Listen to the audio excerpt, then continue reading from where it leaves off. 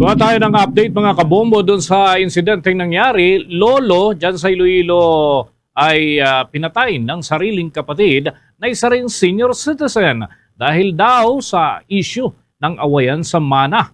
Alamin natin ang nakalap na impormasyon ng Bombo Radio Iloilo.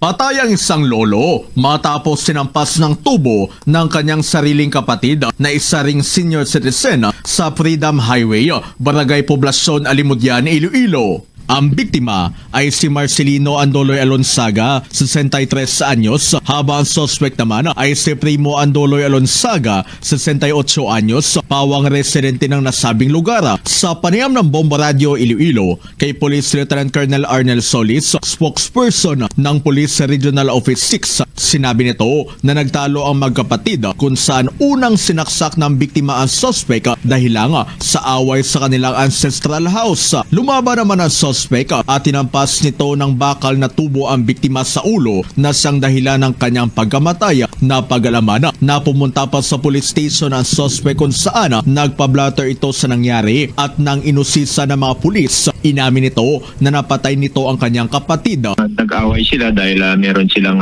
hindi pagkaintindihan, and yun nga po nung una inattempt na sinaksak ng kapatid yung kanyang kapatid, and nung huli yung sinaksak kumuha naman ng tubo at saka pinukpok itong namatay na biktima po natin. Si Police Lieutenant Colonel Arnel Solis para sa Bombo Network News. Ito si Bombo Chris John Hetchanova Lusada para sa number 1 and most trusted radio network in the country, Bombo Radio Philippines. Basta Radio Bombo!